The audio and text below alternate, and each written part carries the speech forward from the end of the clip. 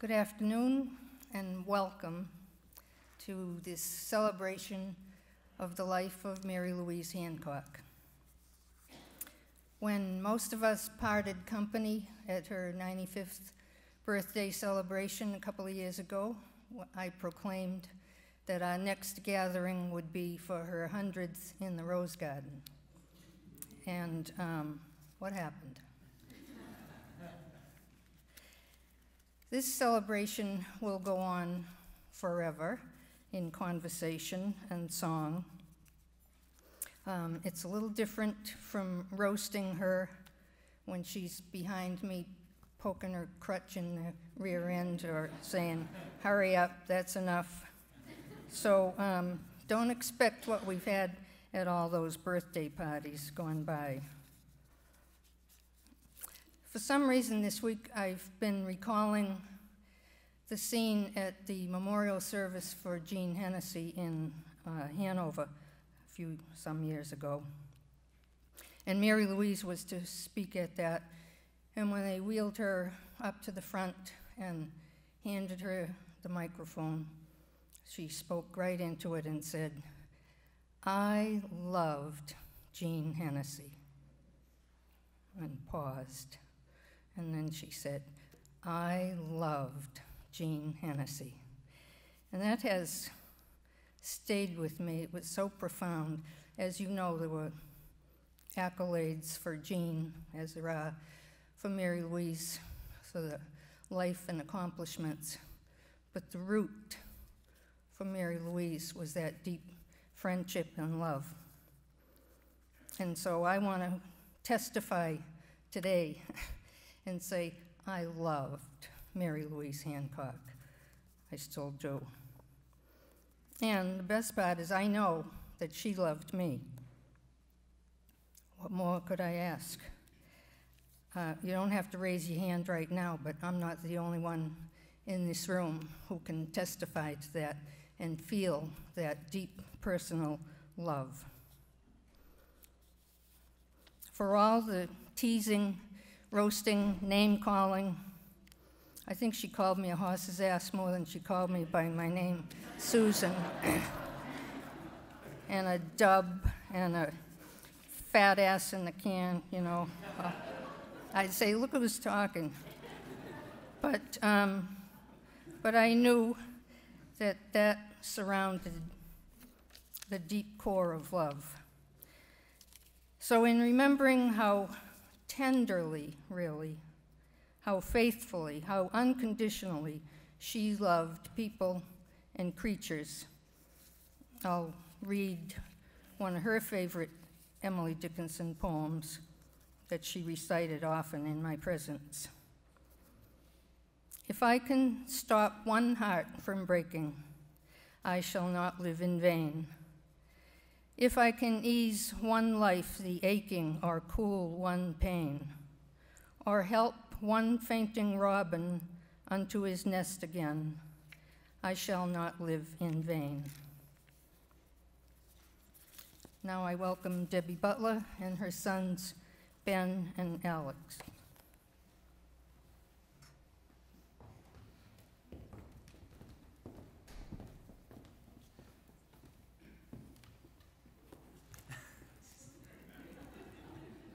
Well, Susan, I'm sorry, but I'd just like to go on record as saying Mary Louise never called me a bad. If I burst into flames, you can throw the water.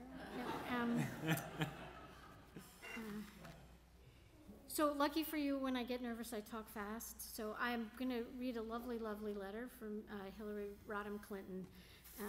But we printed it, and so there'll be one you can take when you leave, if you would like, and if you're Chuck Douglas, you can take it home and use it as kindling.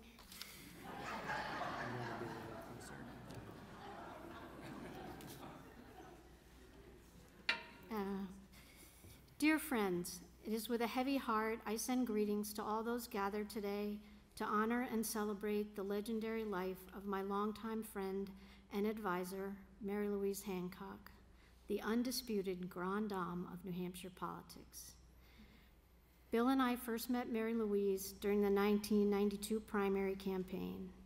She was feisty, intense, energetic, and charming. I felt an instant kinship. Over the years, I was privileged to have the chance to get to know her better and to benefit from her sage political and personal advice during our many conversations. We were reconnected during my 2008 primary campaign, and I made stopping by her home in Concord a priority for my first visit back to New Hampshire on my 2016 campaign. No one knew the Granite State better, nor held more pride and respect for its unique status as first in the nation. And Mary Louise never tired of working to make a difference for her beloved state and the country. In recent years, we corresponded frequently. She never forgot my birthday, because that's who she was, and I always relished receiving one of her handwritten notes. While I know I will miss her, I also know that her legacy lives on through her friends, through Governor and Dr. Lynch, and those whose lives she touched and inspired through her trailblazing career. As you come together today to shed a tear, share a laugh, remember and celebrate Mary Louise Hancock, please know that my warmest wishes and heartfelt condolences are with you all. With warm regards, I am sincerely yours, Hillary.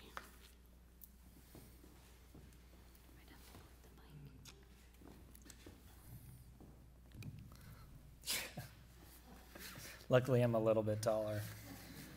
I'm just going to read a poem that I think has been read before at one of her birthday celebrations, but it's one of my favorites, and it's definitely one of hers.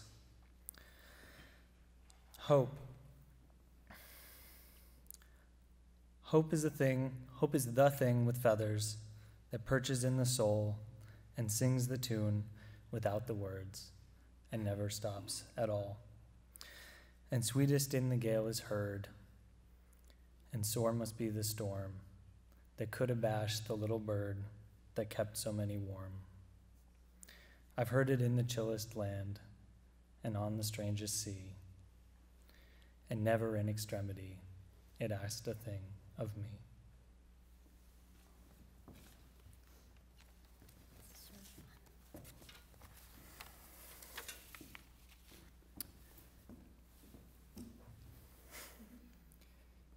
Mary Louise Hancock was the greatest person I ever knew. Her work, her wisdom, her love go beyond my ability to understand, let alone put into words, but I will try. Mary Louise was a tireless advocate for all those in need. Her sense of decency and justice was surpassed only by her action, that is, her ability to make the world around her more decent and more just. I wish I could list for you everything she was able to do in her lifetime of service, but I can't. Of her 97 years, I shared the final 25. For me, word of her professional accomplishments trickled in, story by story. I knew Mary Louise, the political doyen. I never knew Mary Louise, the research librarian, the planning director, the senator. And so it is only now, after her passing, that I can begin to fully grasp her legacy. I'm sure some of you these weeks have had the same experience as I have, every day bringing out a previously unknown memory of a law passed, disaster averted, wild place preserved, and drawing the same astonished response. How did I not know she did that? And with every fact learned, with every story we share with each other, we get closer to the complete picture of Mary Louise, a woman of staggering diligence and humanity. And yet, it may be Mary Louise's wisdom for which she will be best remembered. Her knowledge of bureaucratic idiosyncrasies was matched only by her understanding of human idiosyncrasies. She was always willing to help others work through a conflict, achieve a political goal, while never letting them forget that at the other end of every disagreement and political decision were real people, deserving of dignity and respect. Whether you were an old friend or new, the sitting governor or the postman, a candidate for president or a scared kid in need of help, she was there. In the days after I was diagnosed with type 1 diabetes, we ate dinner together. I was 16, unsure of how a life with chronic illness would be, and I tentatively brought up polio. She waved the question away and with 3 sentences changed my life. Talk like that'll only get you into trouble. It'll sully the opportunities you've been given. Life is far more precious than we pretend.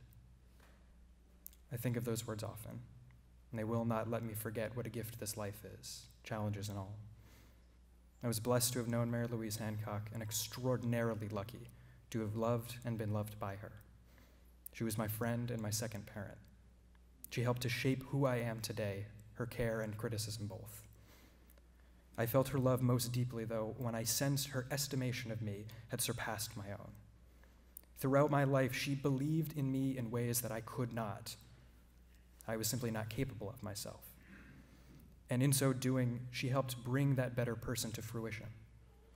When I was a child, she took our conversations seriously. She treated me like a peer, worthy of respect. And so I pushed myself to be well-informed, to be well-spoken, and to have ideas worth considering.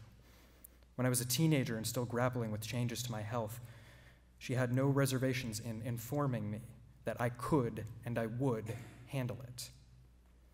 My capacity for change, for survival, was a question to me, but a fact to her. And in her telling me, she spoke it into existence. And in my early adulthood, feeling off script for the first time, facing an unknown future, she wrote me a letter of reference. I've forgotten what application it was for, but I will always remember the person she testified me to be. She described somebody more respectful, more insightful, and more thoughtful than I believe I am. But knowing her, this was not empty flattery.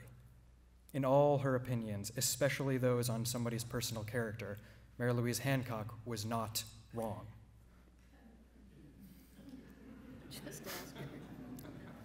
So I'm left with one way to honor her legacy and to live up to her memory. I must work to become the person she believed me to be. And I will try.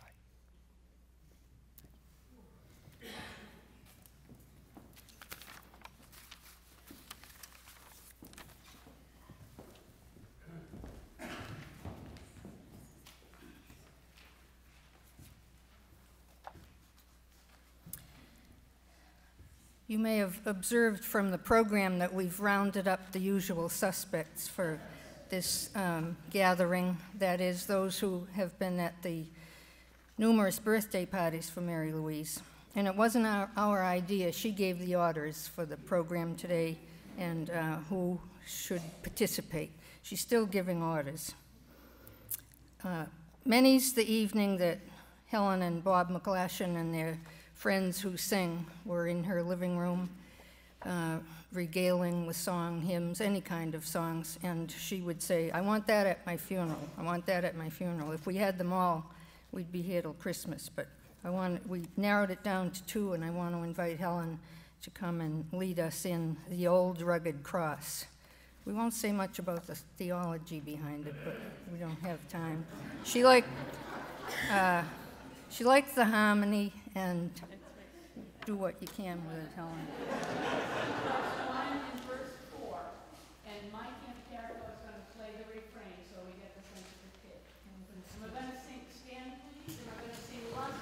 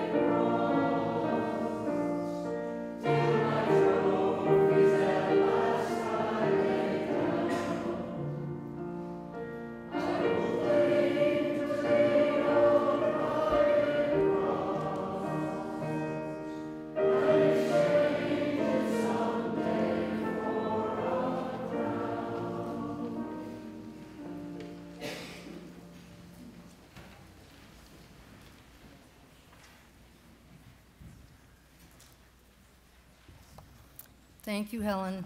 Now the inimitable Dennis Murphy.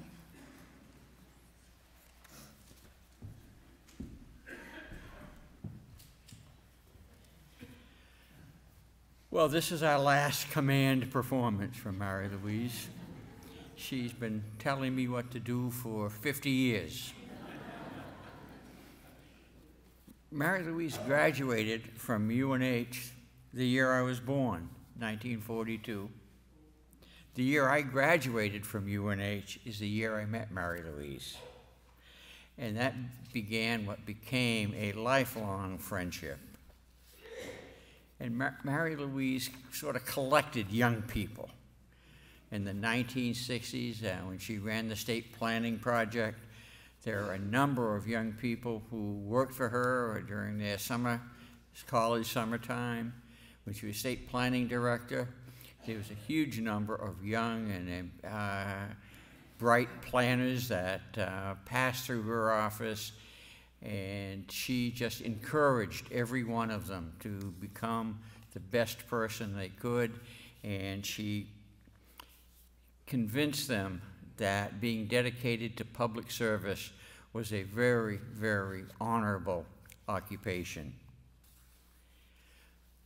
My daughter Megan, when she was very young, started visiting Mary Louise, and later on when she went to college and afterwards, every time she comes to New Hampshire, the first thing she wanted to do was to visit Mary Louise.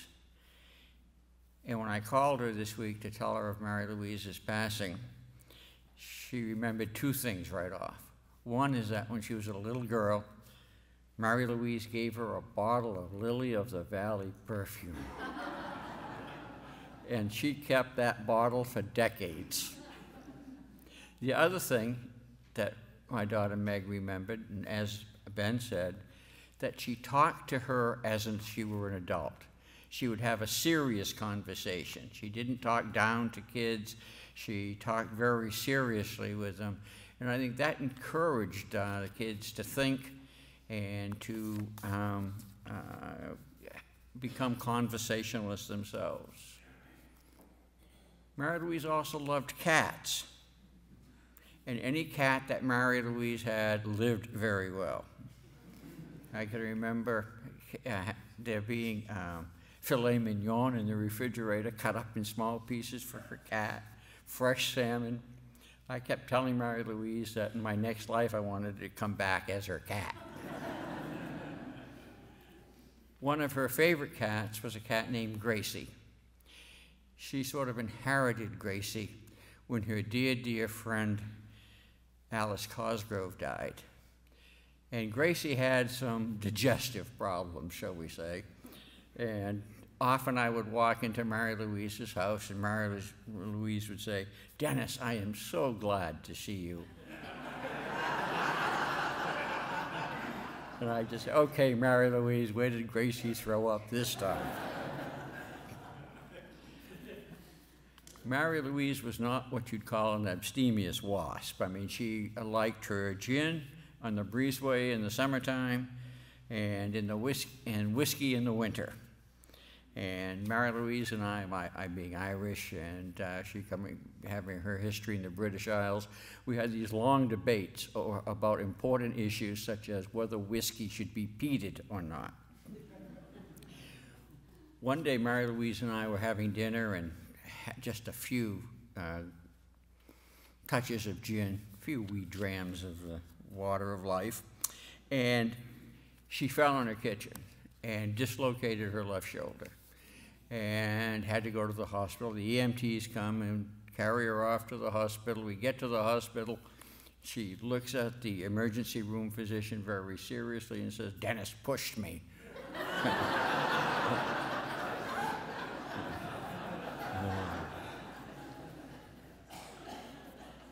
In the early 70s, there was a group of us that would meet in Mary Louise's living room, including a very young John Lynch, before he became famous, you know. Gene Hennessy, Fran Shane, myself, and a couple of others, and we'd write press releases, you know, castigating Republicans for their sins. And which was quite easy to do back then when Mel Thompson was governor. And at that time, the New Hampshire Times was still going, and our goal was to try to get the quote of the week in the New Hampshire Times with our press releases. And I remember one time we succeeded when Mel Thompson was taking credit for doing all kinds of things, good things allegedly at the state hospital. And that was the year that the movie Jaws came out. And we came up with a line that said, Mel Thompson did for the New Hampshire hospital what the movie Jaws did for swimming. And it did. We succeeded in getting the quote of the week. One of my fondest attributes of Mary Louise is the fact that she was quite irreverent and totally unforgiving. And there was a politician who will go nameless, who came from the Lakes region, who had done some very unkind things to Mary Louise, and to me too for that matter. And so one day I showed up and told Mary Louise that he was ill, very seriously ill. And from that day on, frequently I'd come into her house and she'd say, Dennis, is he dead yet?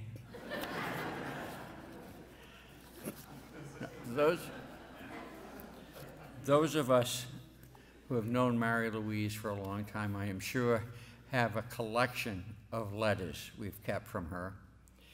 She was a practitioner of that lost art of letter writing. And yesterday, Annie and I dug out a letter that she wrote us. And it was just, just marvelous the way she used words and expressed herself. 45 years ago, in Mary Louise's living room, I met Annie. And about 4 years ago, I reconnected with Annie in Mary Louise's living room.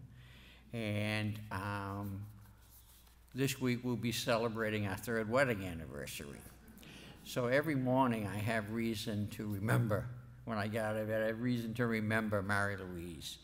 And although her death creates this incredible void in our lives, it is rapidly being filled by the cherished memories we have of 50 years of love and friendship with her.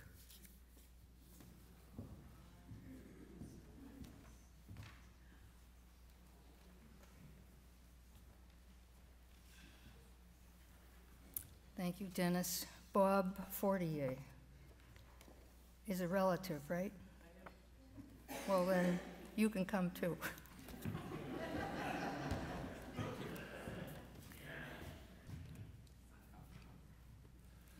Hello, I'm Bob Fortier. My mother is a Hancock, and Wheezy was my great aunt. And I kind of anticipated that most of the folks here today would have a long history of Wheezy's professional life.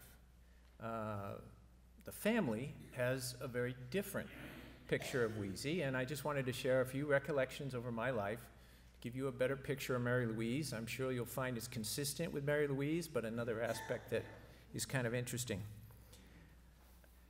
When my dad went to Vietnam in 1969, my mom and us 3 kids came back to Concord, and we had been in the service since my dad graduated from UNH, and we had moved around quite a lot. I think by the time we got back here, we had moved 14 times.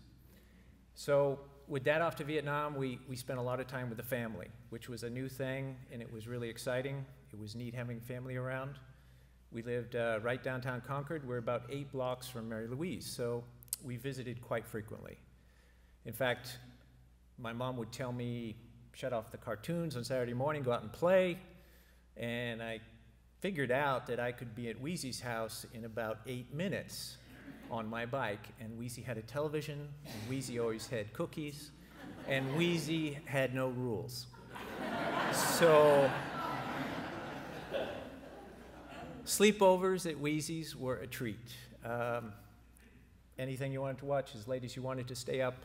I learned very young that if you have a choice of a sleepover, go with the Democrat, because there's no rules. I got to say something about 33 Washington Street, because again, I moved around a lot. I was in the service myself. I think I moved 20 times, and I can tell you the last 2 addresses I lived at. but I've never not known 33 Washington Street, Concord, New Hampshire, 03301. And I'll bet everybody in here has been there. And you know the large granite steps going up and the dip in the floor by the foyer. As you walk into the living room, there's a stuffed chair to the left. That's the chair as a little boy I would go sit in. I would grab the green book that had the reptiles because I used to like to look at the snakes. And I would sit there and look through the books. I've got a 4-generation photograph of me taken in that chair that include Wheezy's mother that Wheezy took. The furniture never changed in that house in 50 years.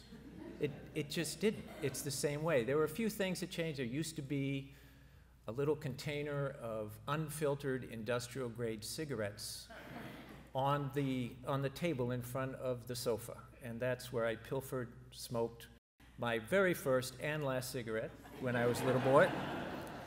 As you walked into the dining room, you stepped down, it made noise, things rattled. It was an old house. To the left was a little refrigerator. In that refrigerator were 2 things.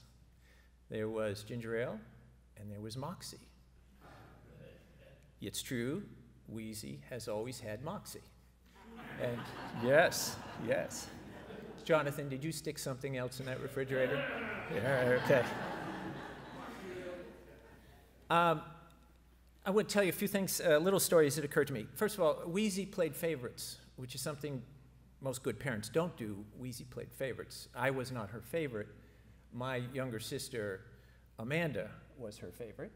And what that meant was that during Wheezy's almost weekly visits, more often than not, she would bring a gift. And I'm not talking about socks. I'm talking about a wrapped birthday class gift for Amanda. And Becky and I got to watch Amanda open her present. And to this day, we hate Amanda. Yeah, we do.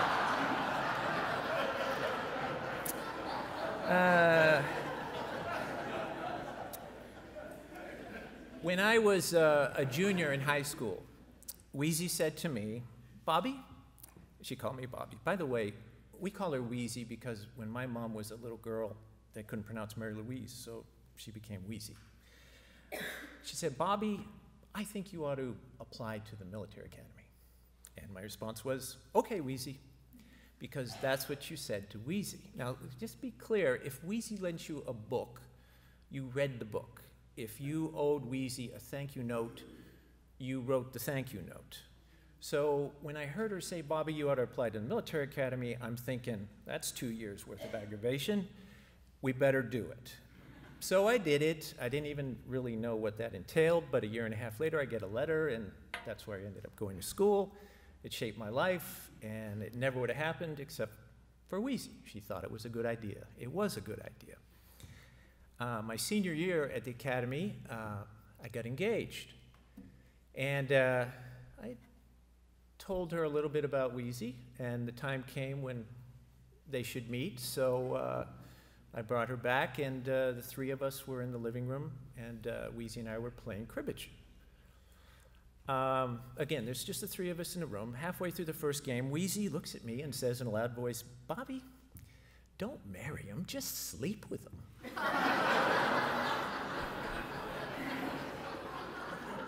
Yeah.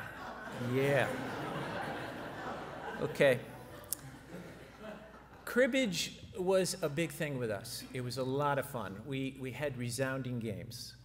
I have to admit that the balance of wins and losses didn't favor me for most of the time we played, but I'll also admit that as Wheezy started to decline a little bit, I squeezed in more games, and I evened up the standings. The cribbage was great, but there was actually another thing that became important, and that was we fine-tuned the art of rubbing in a victory. And this was a lot of fun. Wheezy was not a fan of profanity. She had a few words she used, but she didn't use the good ones, at least not frequently. The reason for that, I think, is because she so mastered the English language that she could take any word She could take stupid and make it crushing. She could. She had great vocabulary, impeccable grammar. She knew word usage, context, timing. She was just incredible. The best she came up with, the most effective, I think the thing that I saw most in our competitions was she would just look at me and she would just say, "I don't like you very much." I mastered the backhanded compliment, which went something like this. It was like, "You know, Wheezy, you're actually playing rather well for a woman." Yeah. That was just because of our competition. I don't really feel that way.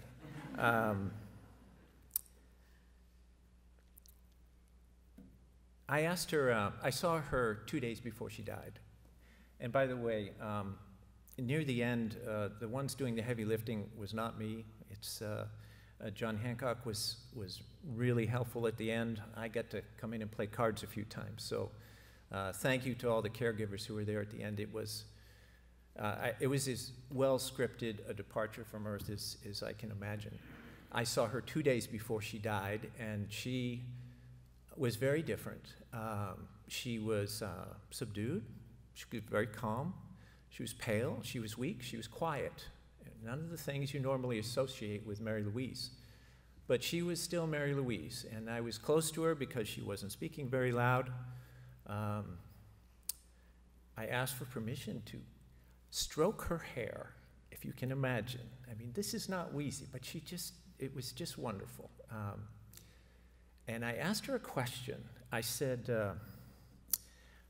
"Wheezy, what if you get to heaven and you find out that it's full of Republicans?"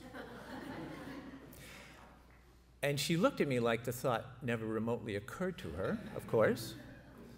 And she just looked at me and she calmly said, "I'll just have to change them." That's what she said.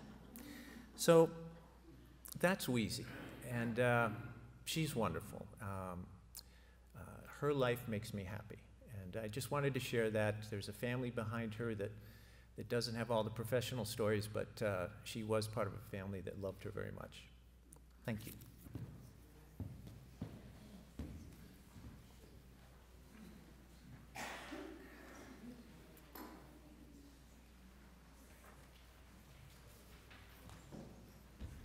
Susan remembers being in Mary Louise's living room. We might have had a libation, too. Once in a while. But this was one of the hymns that we would sing, and it got pretty rowdy. So we're going to do all 4 verses this time. Up, everybody.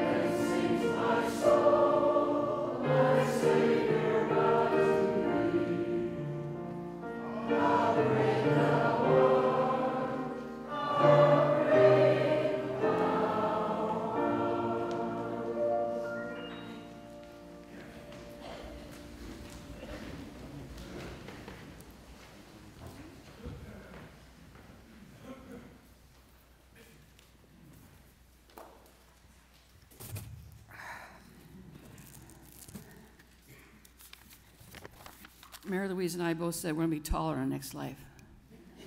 And then for my birthday, she gave me a giraffe for a little statuette. I like singing that song because I like thinking that's Mary Louise, how thou great thou art. I am so sad to have Mary Louise gone. Now, she'd be the first to call herself a rip-roaring pain in the neck, and that would be true, but she was also a kind and helpful friend and always engaged for the better. My name is Juliana Eads, as Mary Louise insisted on everyone calling me, and then would correct them harshly if they called me Julie, a name which I like perfectly well. But we've been friends for 40 years, so you put up with people's things. Indomitable might be the word I'd want to use for her, in the sense of being determined, adaptive, and strong-willed. A few months ago, she was becoming more limited in what she could do physically, and I wanted to make sure she had what she wanted, so I asked her, what's a good day, Mary Louise? And she answered without hesitation and with considerable energy, every day is a good day, and then went on to say she never understood why people would expect otherwise. Mary Louise was very much herself right up to the last hours of her life. Monday, a week before she died, I suggested that someone stay overnight with her, and she said, rather crankily, I might say, I may need it, but I don't want it. I like to be in charge. So then Thursday, she emphatically refused a chance to have a room at the hospice house, actually yelling at me and Alicia, her hospice nurse, I'm not leaving my home. And so she didn't. There are a lot of family and friends that made it possible for her to be at home. For years, she's had us all organized for what we're good for and what we're willing to do for her. She'd call her neighbor, Rick Bragg, at any hour to come help her, and he gladly did. He decorated a dollhouse in his backyard with Christmas lights because she could see it from her bed. She liked it so much, she'd call him whenever he forgot to turn the lights on.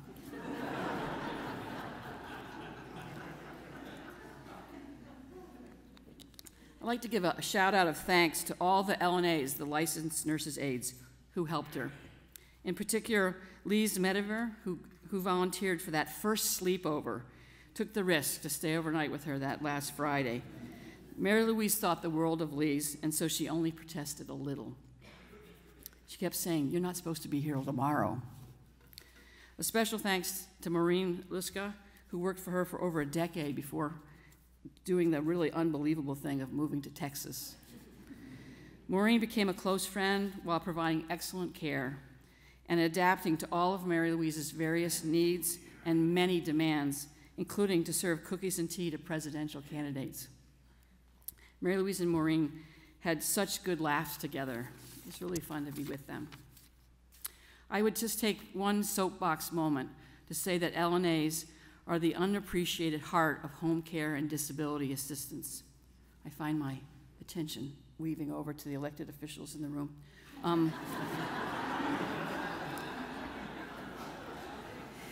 More is needed in public policy and practice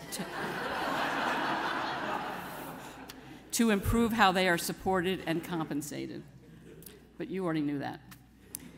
Mary Louise's doctor, B.J. Entwistle, visited her on Sunday afternoon and says that by all accounts, she should have been unconscious with practically undetectable pulse and blood pressure, but she was awake, interacting, and ordering people around. Trish Chandler was with her that last overnight on Sunday. Trish is a nurse, a friend, and someone who has lost many games of cribbage to Mary Louise. Recently, Trish had been on a trip to Rome, so Mary Louise and Trish were looking at photos together in the middle of the night. So it was 6 to 7 hours before she died, and Mary Louise was translating Latin for Trish from those pictures. Certainly, B.J. Entwistle is one of the big reasons Mary Louise could live at home. B.J. was her doctor in the 90s, and when B.J. left her practice to be a teaching geriatrician, Mary Louise refused to be fired as a patient. I don't know why we always did everything she said. I still don't get that. From that refusal, BJ created the Frail Elder House Call program that in 20 years has served over 500 patients, saving a lot of money.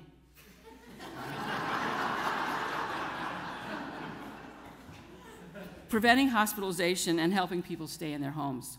I'll forgo another soapbox opportunity and say this is just one example of the many, many ways that Mary Louise influenced things to happen for the better. There's an Emily Dickinson poem on the back of the program that says, as long as we can feel our love for Mary Louise, she lives on. That goes the same for influence, I think, too. As long as how she changed us and influenced what we do continues on, then so does she. The day after she died, I had to meet the medical equipment people at her house so they could take back all the stuff that hospice provided, hospital bed, oxygen tanks, all that stuff. And I helped the guy carry all the stuff out to his truck. And without thinking, I said to him, if Mary Louise were here, she'd ask you if you vote. Do you?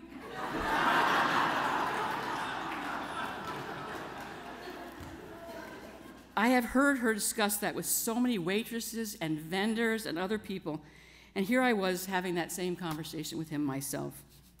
Mary was very much alive in that moment. Every time you or I do something because of how she affected us, Mary Louise will be here, loved and lively, and always engaged for the better.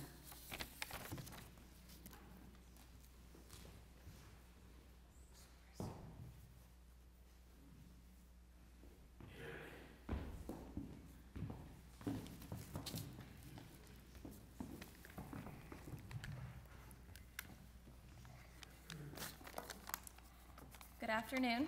Thank you for all coming. As many of you know, this is John Lynch. I'm his daughter, Suzanne Lynch. So, wait, is that my name? I think my name's Suzanne. My birth certificate says Suzanne Elizabeth Lynch. But now that I think about it, there's whiteout on my birth certificate. I'm totally kidding. My name's Julia, but let me tell you the story about my name. See, when my mom was pregnant with me, my dad and her went back and forth many times on what to name me. My dad wanted to name me Catherine. My mom wanted to save that for her first dog. My mom wanted to name me Julia, but my dad said no. So they agreed on Suzanne. The thing that they messed up the most on is they didn't ask Mary Louise for her opinion. So right when I was born, I got to meet Mary Louise. And, you know, she liked the name. But when my parents got back from visiting Mary Louise, my dad received a phone call that said, from here forth, she will be called Julia.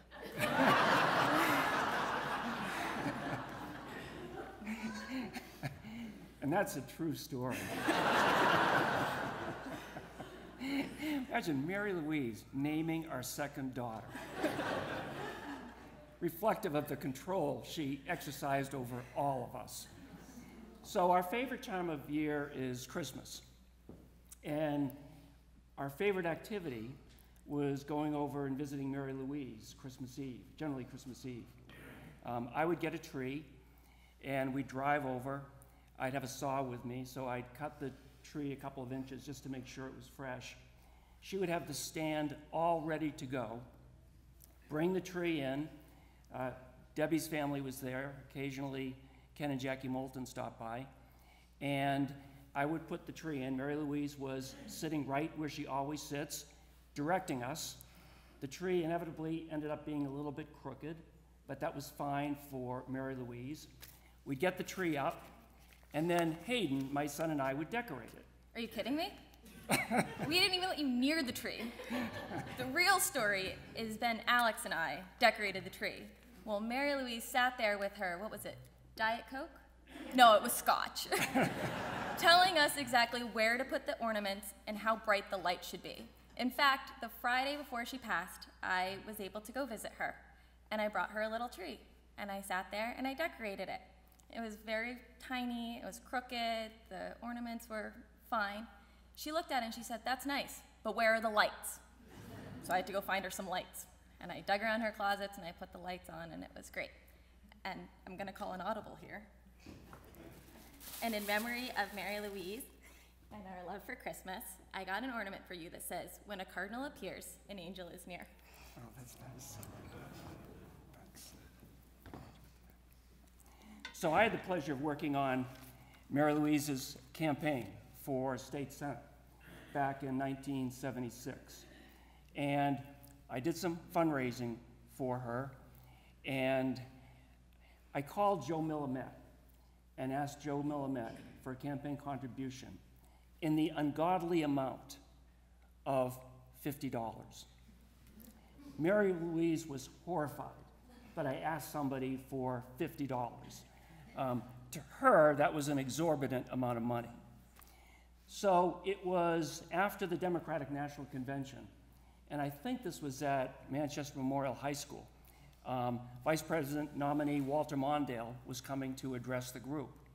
So I had carefully crafted and choreographed Mondale leaving the stage so he could come up and have his picture taken with Mary Louise, photographed by Lottie Jacoby. Lottie Jacoby, as you know, was a very famous photographer, and she's about 4'6", speaks with a heavy accent. So Mondale finished his talk, and he didn't exit the way we had planned. He had jumped over the stage, and surrounded by Secret Service, he made his way through the crowd to the back of the auditorium. Well, Mary Louise was horrified. She said to Lottie Jacoby, "You had said you were going to take our picture together." And Lottie Jacoby said, "I will go get him." So everybody had emptied their seats by then, and Lottie Jacoby plowed right in the middle of everybody, again, 4'6", including the Secret Service. 5 minutes later, she brought Mondale back. She had her hand on his ear. This is the nominee of the Democratic Party for vice president. Brings him back, gets that picture taken, and Mary Louise, I think it's still in her house today. It's one of her favorite pictures. I did have the pleasure of sitting with Mary Louise as she listened to the results of her election, and it was in her kitchen. It was in her kitchen with John and Jean Hennessy and myself, and she won and became the first woman to win in that district. And I remember that so well. I remember where we were sitting. I remember where John and Jean were sitting, and of course Mary Louise. And of all the election activities in which I participated, to me that probably was the most memorable. So as you have all heard tonight, Mary Louise loved cribbage. Now, I played Mary Louise a lot in cribbage, and until I played with Mary Louise, I used to think I was really good at card games and board games. In fact, my dad never beat me except once, which was after I had hip surgery. I was in the hospital on drugs, asleep, and he cheated.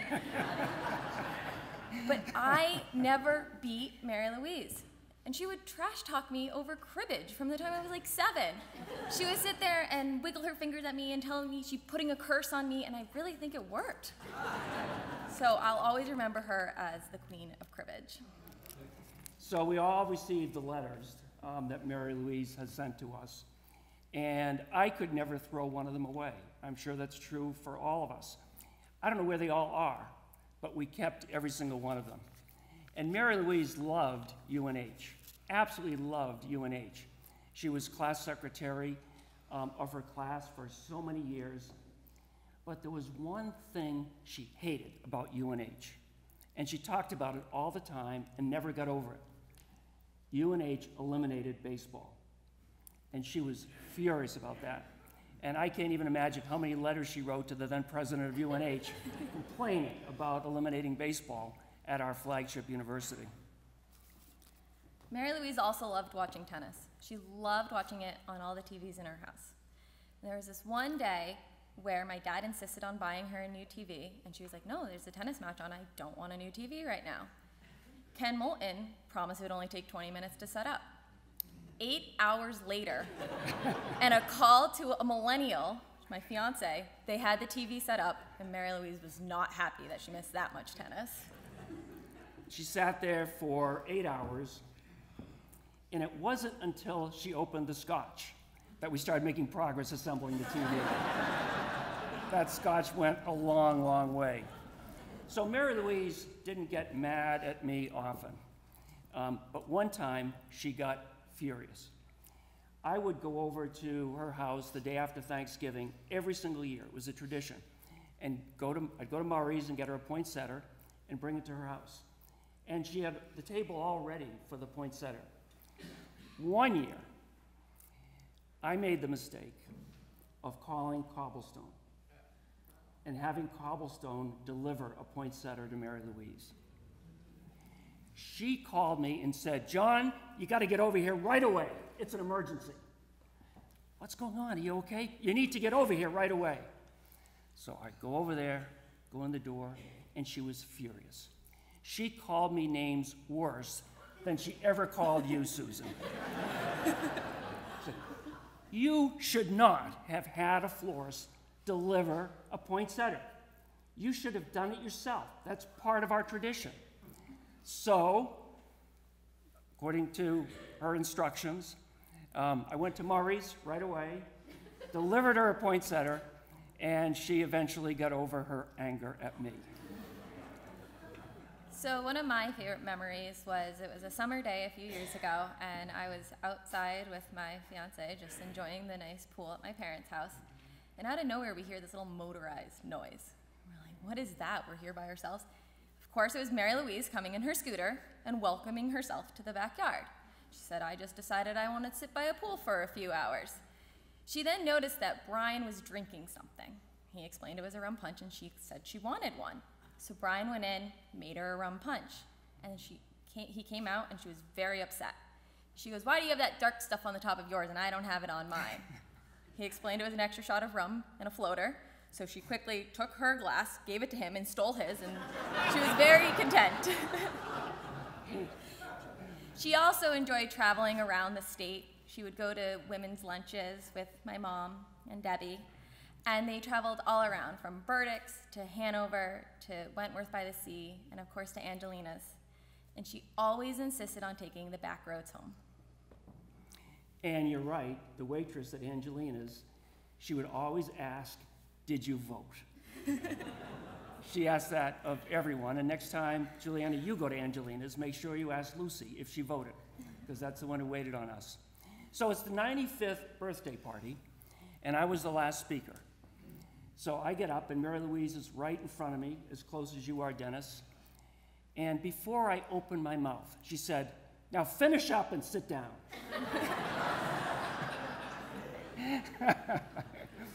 So with that admonition, I will finish up and sit down. We would like to invite you all to the Historical Society afterwards for a reception.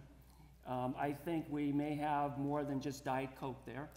So please try to come if you possibly can. And I'd like to say last words. A lot of people say that my dad and I have a special bond, and we do. But more importantly, we had a special bond with Mary Louise.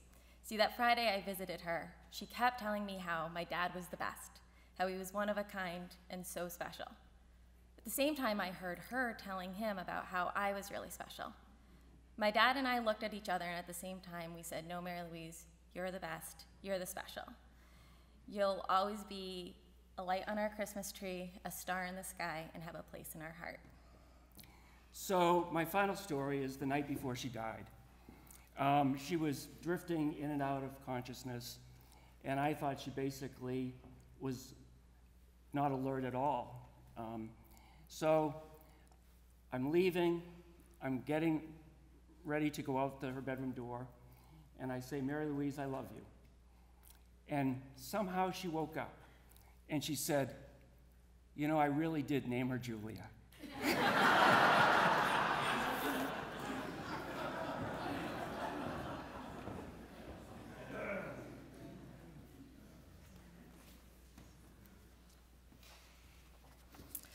Of course, John, you were in her bedroom every night. Her pillowcase had an emblazoned photo of John Lynch. So she put her head on his, but with the Queen of England looking down from all four sides of the room. Well, I'm a saver too, and here's one of her 1,000 letters that are in my MLH box. And I want to share it as we close this service. She wrote it to me after the death of a close friend of mine, and I think it applies in many of our lives, and including to her. There are in our lives those people, maybe one or two, whose gentle spirit belies the strength they send forth to just the one who needs its comfort and reassurance. And gentle and strong they always are, as the friendship gathers the marvelous trails of whimsy, fantasy, and the puffy clouds of someday.